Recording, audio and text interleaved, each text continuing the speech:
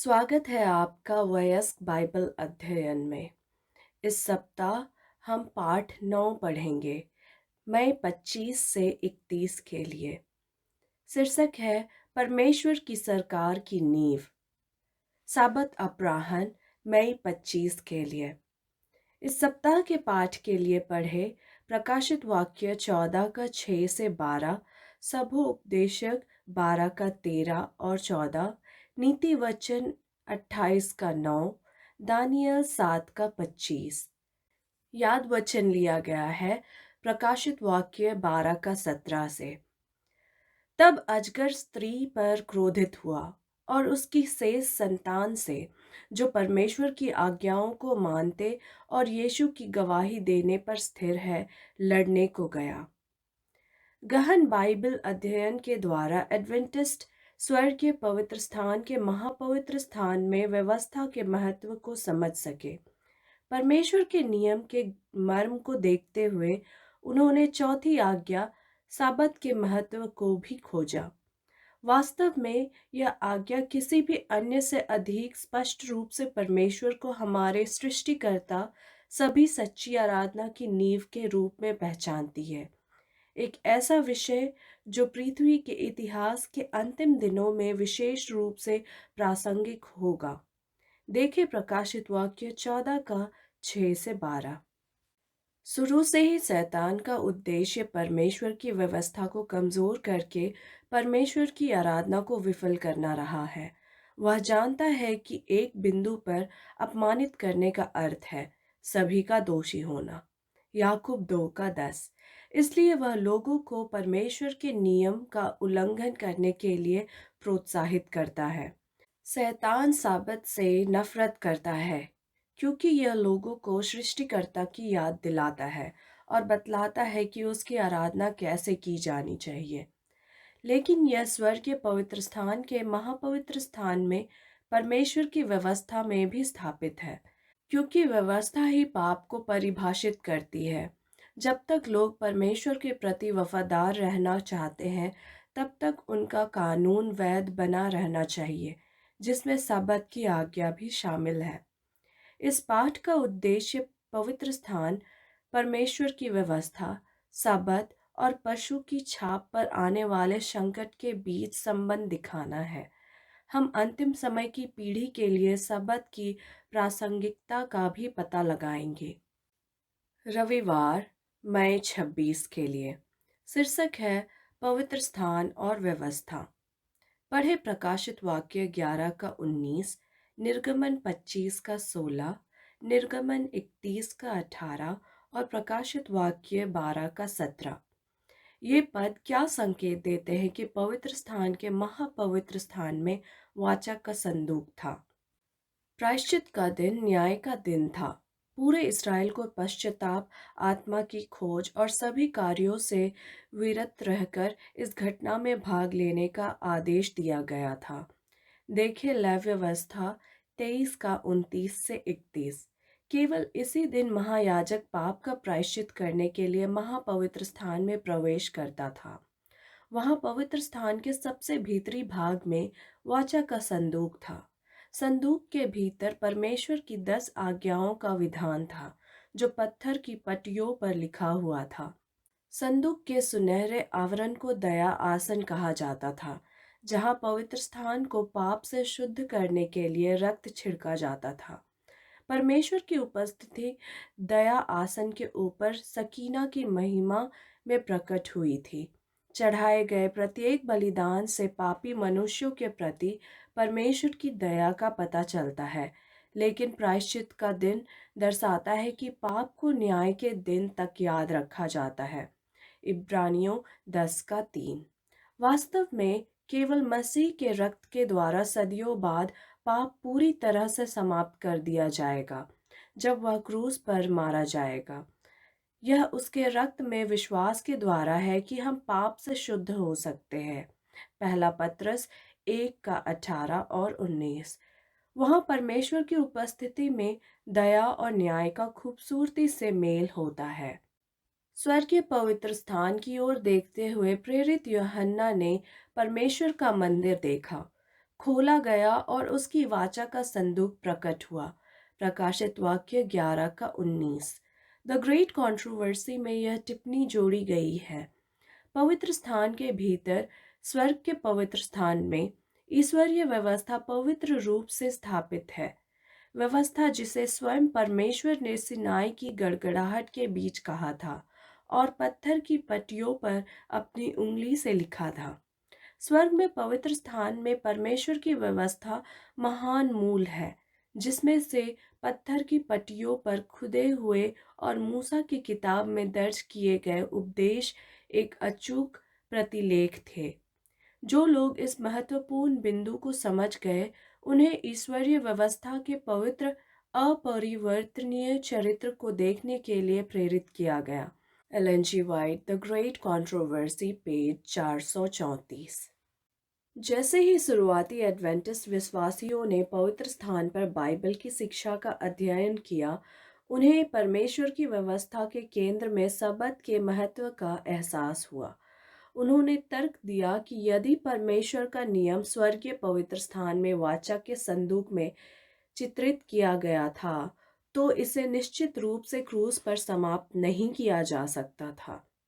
सबत के दिन के बारे में सोचे, जो बिना किसी अपवाद के 1000 मील प्रति घंटे के रफ्तार से हर हफ्ते हमारे पास आता है। यह हमें सृष्टि के सिद्धांत के महत्व के बारे में क्या सिखाना चाहिए? अन्य कौन सा सिद्धांत इतना शक्तिशाली और बार बार दोहराया जाने वाला यादगार है? सोमवार, मई 27 के लिए शीर्षक है परमेश्वर के नियम की अपरिवर्तनीयता। पढ़े मत्ती 5 का 17 और 18, भजन 111 का 7 और 8, सभो उपदेशक 12 का 13 और 14, पहला यूहन्ना 5 का 3 और नीति वचन 28 का 9। बाइबल के ये अंश मसीह की व्यवस्था के साथ संबंध के विषय में क्या सिखाते हैं? सेवन डे एडवेंटिस्ट प्रोटेस्टेंट सुधारकों के नक्शे कदम पर चलते हैं, जिन्होंने परमेश्वर की व्यवस्था की पवित्रता को बरकरार रखा। जॉन वेस्ले के इस स्पष्ट पुष्टि पर ध्यान दें। मूसा द्वारा इस्राएल की संतान को दी गई विधि या औपचारिक कानून, जिसमें सभी निषेधाज्ञाएं और अध्यादेश शामिल थे, जो पुराने बलिदानों और मंदिर की सेवा से संबंधित थे, हमारा परमेश्वर वास्तव में पूर्णतया समाप्त करने, विघटित करने और नष्ट करने के लिए आया था। लेकिन 10 आज्ञाओं में निहित और भविष्यवक्ताओं द्वारा लागू किए गए नैतिक व्यवस्था को उसने नहीं हटाया। इसके किसी भी हिस्से को रद्द करना और उसके आने की मनसा नहीं था।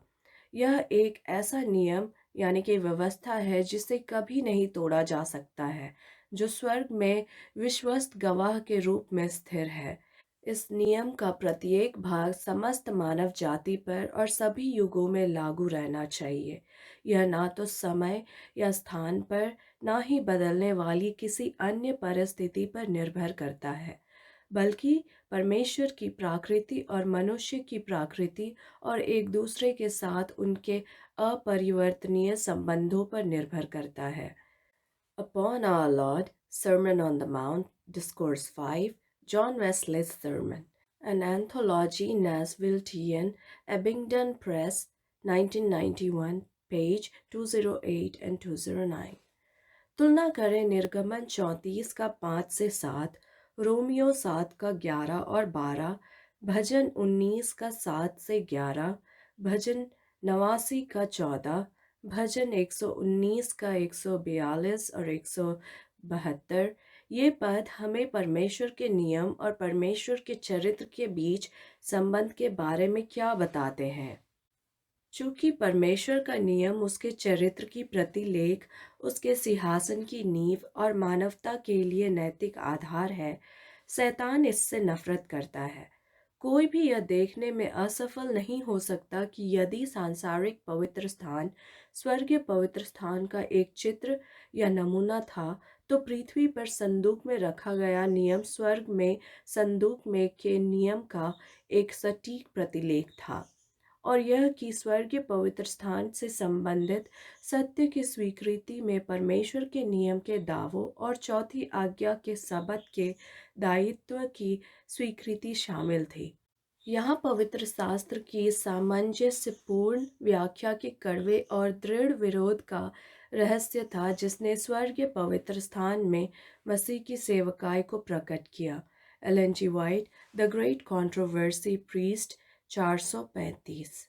लोग अक्सर यह तर्क देने के क्या कारण बताते हैं कि अब हम 10 आज्ञाओं का पालन करने के लिए बाध्य नहीं हैं।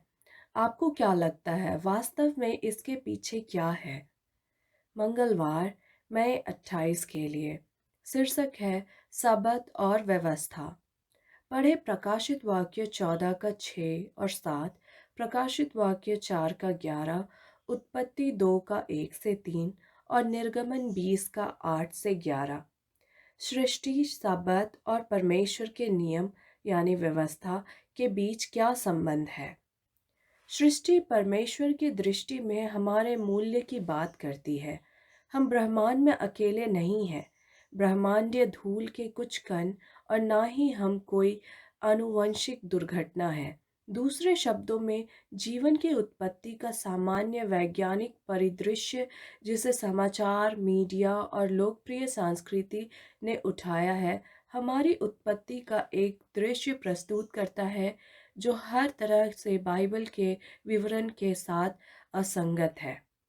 हम यहाँ हैं क्योंकि यीशु ने हमें बनाया है और वह हमारी आराधना के योग्य है, न केवल इसलिए कि उसने हमें बनाया, बल्कि इसलिए भी कि उसने हमें छुटकारा दिलाया।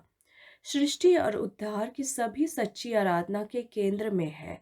इसलिए उद्धार की योजना को समझने के लिए सब्त का दिन महत्वपूर्ण है।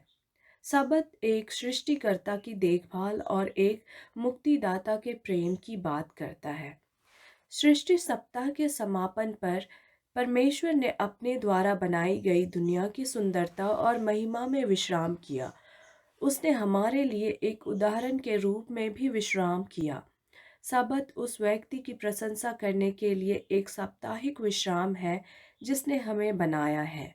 जैसे ही हम सबत के दिन आराधना करते हैं, हम उस विशेष आशीर्वाद को प्राप्त करने के लिए अपना दिल खोलते हैं जो उसने केवल उसी दिन दिया था और किसी अन्य दिन नहीं। सबत हमें एक ऐसे सृष्टिकर्ता की ओर संकेत करता है जिसने हमसे इतना अधिक प्रेम किया कि जब हम उससे दूर हो गए तो उसने हमें नहीं त्यागा। साबत उसमें हमारे विश्राम का एक शाश्वत प्रतीक है। यह सृष्टिकर्ता के प्रति वफादारी का एक विशेष संकेत है। यजेकिएल 20 का 12 और 20। यह विश्राम का प्रतीक है, कार्यों का नहीं, अनुग्रह का, विधिवाद का नहीं, आश्वासन का, निंदा का नहीं, मुक्ति के लिए परमेश्वर पर निर्भर रहना, स्वयं पर नहीं। सच्चा साबत विश्राम उस व्यक्ति की प्रेमपूर्ण बाहों में अनुग्रह का विश्राम है जिसने हमें बनाया, जिसने हमें छुटकारा दिलाया और जो हमारे लिए फिर से आ रहा है। प्रकाशित वाक्य 14 का संदेश दुनिया के लिए परमेश्वर का अंतिम समय का संदेश, लोगों को प्रत्येक सबत के दिन उसके प्यार और देखभाल में आराम करने के लिए कहता है। यह हमें उस व्यक्ति को याद रखने और उसे महिमा देने के लिए कहता है जिसने हमें बनाया है। साबत का पालन करना अदन की पूर्णता और आने वाले नए स्वर्ग और नई पृथ्वी की महिमा के बीच एक कड़ी है। यह हमें याद दिलाता है कि एक दिन अदन का वैभव बहाल किया जाएगा। अधिकांश सेवेंथ डे एडवेंटिस्टों को विधिवादी होने के आरोप का सामना करना पड़ा है और यह आरोप आमतौर पर हमारे सबत मनाने से जुड़ा होता है। सबत के दिन पर विश्वास द्वारा उद्धार और धार्मिकता के प्रतीक के रूप में चर्चा करें। विश्राम करने की परमेश्वर की आज्ञा का पालन करने से लोग यह क्यों सोचेंगे कि हम स्वर्ग की ओर जाने का प्रयास कर रहे हैं?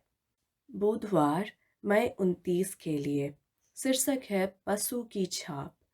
पढ़े प्रकाशित वाक्य 12 का 12 और 17 और प्रकाशित वाक्य 13 का 7।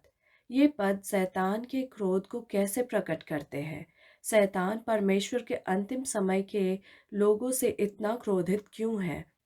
प्रकाशित वाक्य 12 युगों युगों से मसीह और शैतान के बीच के अलौकिक संघर्ष को रेखांकित करता है। यह परमेश्वर के लोगों पर शैतान के अंतिम हमले के साथ चरमोत्कर्ष पर पहुंचता है। प्रकाशित वाक्य 13 शैतान के दो सहयोगियों का परिचय देता है, समुद्र का पशु और जमीन का पशु। ये दोनों शक्तियां परमेश्वर के लोगों पर युद्ध करने में उसके साथ शामिल हो जाती है। पढ़े प्रकाशित वाक्य 13 का 4, 8, 12 और 15 और प्रकाशित वाक्य 14 का 7 और 9 से 11 पढ़े। प्रकाशित वाक्य 15 का 4, प्रकाशित वाक्य 16 का 2, प्रकाशित वाक्य 19 का 20, प्रकाशित वाक्य 20 का 4 और प्रकाशित वाक्य 22 का 9 भी देखें। इन सभी पदों में कौन सा एक मुख्य विषय प्रकट होता है? विरोधाभास पर ध्यान दें। या तो लोग सृष्टिकर्ता की आराधना करते हैं या वे किसी और चीज की पूजा करते हैं। सृष्टिकर्ता आराधना के योग्य है। प्रकाशित वाक्य 5 का 9।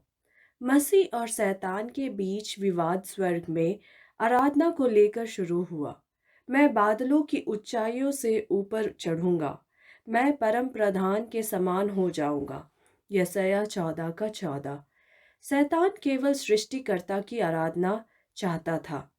प्रकाशित वाक्य 13 के अनुसार वह जमीन के पशु की गतिविधि के माध्यम से सफल होता है। प्रकाशित वाक्य 13 का 4। दानियल 7 के साथ तुलना से पता चलता है कि यह जमीन पर का पशु उस छोटे सींग के समान है जो समय और व्यवस्था को बदलना चाहता है और 1260 विषय सूचक दिनों के लिए अधिकार का प्रयोग करता है, यानी 1260 वर्षों के लिए। तुलना करें दानियल 7 का 25, प्रकाशित वाक्य 13 का 5 का पाठ 6 देखें। समय से संबंधित 10 आज्ञाओं के परमेश्वर के नियम का एकमात्र भाग चौथी आज्ञा है। इस कलीसिया ने उपासना का दिन शनिवार 7वें दिन से बदलकर रविवार सप्ताह का पहला दिन करने का प्रयास किया है। एक सांसारिक शक्ति के लिए उपासना के दिन को बदलने की कोशिश करना, 7वें दिन सबत जिसे परमेश्वर ने स्वयं अपने अधिकार के संकेत के रूप में दिया था। निर्गमन 31 का 13, यजेकियल 20 का 12 और 20। हड़पने का एक प्रयास है यथासंभव सबसे बुनियादी स्तर पर ईश्वरीय प्राधिकार को कब्जा करना। तो फिर सच्ची और झूठी उपासना पर अंतिम संघर्ष का ध्यान इसी बिंदु पर है। इस कारण से प्रकाशित वाक्य उन लोगों की पहचान करता है जो परमेश्वर के प्रति वफादार है, जो परमेश्वर की आज्ञाओं का पालन करते हैं। प्रकाशित वाक्य 12 का 17, प्रकाशित वाक्य 14 का 12। इसमें रविवार नहीं बल्कि 7वां दिन सबत शामिल है। जो लोग अपने पवित्र दिन यशायाह 58 का 13 पर परमेश्वर की उपासना करने के लिए 3 स्वर्गदूतों के अंतिम आह्वान को अस्वीकार करते हैं और जो उसके नकली शाबत के दिन रविवार को पशु की पूजा करते हैं, उन्हें पशु की छाप मिलेगी। पाठ 11 देखें। बृहस्पतिवार मई 30 के लिए शीर्षक है 3 स्वर्गदूतों के संदेश। प्रकाशित वाक्य 14 का 7 में पहला स्वर्गदूत ऊंचे स्वर में पुकारता है, परमेश्वर से डरो और उसकी महिमा करो, क्योंकि उसके न्याय करने का समय आ पहुंचा है। और उसकी आराधना करो जिसने स्वर्ग और पृथ्वी, समुद्र और जल के सोते बनाए। स्वर्ग की अपील हमारे लिए है कि हम आसन न्याय के आलोक में सृष्टिकर्ता के प्रति अपनी सर्वोच्च विश्वस्तता और हार्दिक आराधना करें। दूसरा स्वर्गदूत घोषणा करता है, बाबुल गिर गया, वह महान नगर गिर गया, क्योंकि उसने अपने व्यभिचार के क्रोध की मदिरा सब जातियों को पिला दी है। प्रकाशित वाक्य 14 का 8। बेबीलोन एक गिरी हुई धर्म त्यागी धार्मिक व्यवस्था का प्रतिनिधित्व करता है, जिसने पूजा की झूठी प्रणाली के पक्ष में पहले स्वर्गदूत के संदेश को अस्वीकार कर दिया है। इसीलिए प्रकाशित वाक्य 14 का 9 से 11 पशु और उसकी छाप की पूजा करने के विरुद्ध चेतावनी देता है। यहाँ दो विरोधी विकल्प प्रस्तुत किए गए हैं। सृष्टिकर्ता की उपासना या पशु की पूजा। पृथ्वी ग्रह पर प्रत्येक व्यक्ति अपना अंतिम अपरिवर्तनीय निर्णय लेगा कि उसकी संपूर्ण विश्वस्तता किसके प्रति है, यीशु या शैतान। प्रकाशित वाक्य 14 का 12 पढ़ें। जो लोग पशु की पूजा करने से इनकार करते हैं, उनकी दो पहचान वाली विशेषताएं क्या है? दोनों अत्यंत महत्वपूर्ण क्यों हैं? परमेश्वर के पास अंतिम समय के लोग होंगे जो दुनिया के इतिहास में सबसे बड़े विरोध और भयंकर उत्पीड़न के बावजूद उसके प्रति वफादार रहेंगे।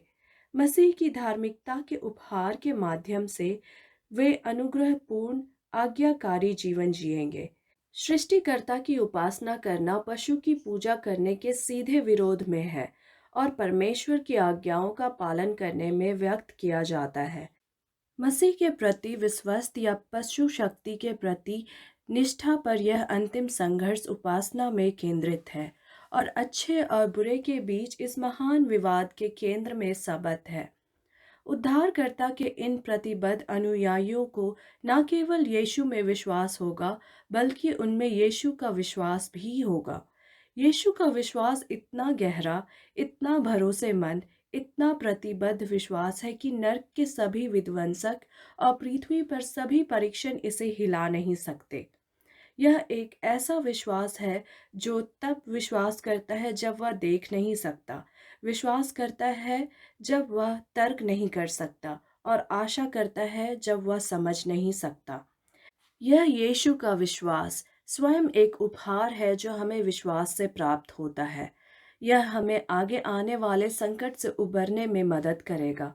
जब अंतिम संकट टूट पड़ता है और हमें आर्थिक बहिष्कार, उत्पीड़न, कारावास और मृत्यु का सामना करना पड़ता है, तो यीशु का विश्वास हमें यीशु के पास वापस आने तक पृथ्वी के अंतिम समय में ले जाएगा। भविष्य में जो होने वाला है, उसके लिए परमेश्वर आज आपके विश्वास को कैसे तैयार कर रहा है। शुक्रवार, मई 31 के लिए अतिरिक्त विचार।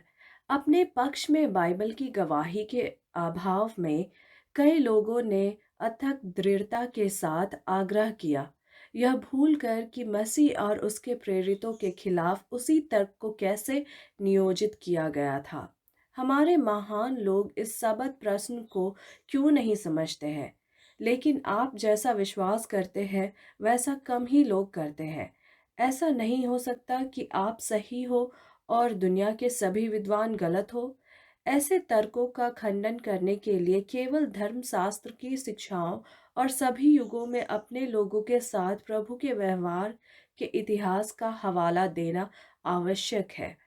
पिछली पीढ़ियों के मसीहियों ने रविवार का पालन किया, यह मानते हुए कि ऐसा करने से वे बाइबल के सबत का पालन कर रहे थे, और रोमन कैथोलिक समुदाय को छोड़कर अब हर चर्च में सच्चे मसीही हैं जो ईमानदारी से मानते हैं कि रविवार ईश्वरीय नियुक्त शाबत है। परमेश्वर अपने समक्ष उनके उद्देश्य की ईमानदारी और उनकी सत्यनिष्ठा को स्वीकार करता है। लेकिन जब रविवार का पालन कानून द्वारा लागू किया जाएगा और दुनिया को सच्चे सबत के दायित्व के बारे में प्रबुद्ध किया जाएगा, तो जो कोई भी परमेश्वर की आज्ञा का उल्लंघन करेगा, एक ऐसे उपदेश का पालन करेगा जिसका रोम से अधिक कोई अधिकार नहीं है। वह इस प्रकार सम्मान करेगा कि परमेश्वर से ऊपर पोप की शक्ति है। वह रोम और उस शक्ति को श्रद्धांजलि दे रहे हैं जो रोम द्वारा स्थापित संस्था को लागू करती है। वह पशु और उसकी छाप की पूजा कर रहा है। जैसे ही लोग उस संस्था को अस्वीकार करते हैं जिसे परमेश्वर ने अपने अधिकार के संकेत के तौर पर घोषित किया है, और उसके स्थान पर उसका सम्मान करते हैं जिसे रोम ने अपनी सर्वोच्चता के प्रतीक के रूप में चुना है, वे इस प्रकार रोम के प्रति विश्वस्तता के संकेत को स्वीकार करेंगे, और ऐसा तब तक नहीं है जब तक कि इस मुद्दे को लोगों के सामने स्पष्ट रूप से नहीं रखा जाता है और उन्हें परमेश्वर की आज्ञाओं और लोगों की आज्ञाओं के बीच चयन करने के लिए नहीं लाया जाता है कि जो लोग अपराध जारी रखते हैं उन्हें पशु की छाप प्राप्त होगी। Ellen G White, the Great Controversy, page 455 और 449। चर्चागत प्रश्न। पहला, दुनिया इतनी तेजी से, इतने नाटकीय ढंग से बदल रही है, हमें हमेशा सतर्क क्यों रहना चाहिए ताकि अंतिम दिन की घटनाएं हमें बिना तैयारी के ना खींच ले।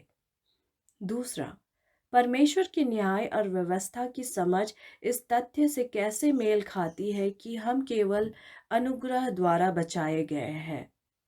तीसरा, ऐसे कौन से तरीके हैं जिनसे आप उन लोगों को गवाही दे सकते हैं जो सच्चे सबत के महत्व को नहीं समझते हैं और सप्ताह के पहले दिन रविवार को ईमानदारी से मनाते हैं। चौथा, चर्च और राज्य शक्तियों के मिलन में क्या खतरे हैं। मसीही होने के नाते हमें सरकार से कैसे संबंध रखना चाहिए। धन्यवाद। परमेश्वर आपको आशीष दे।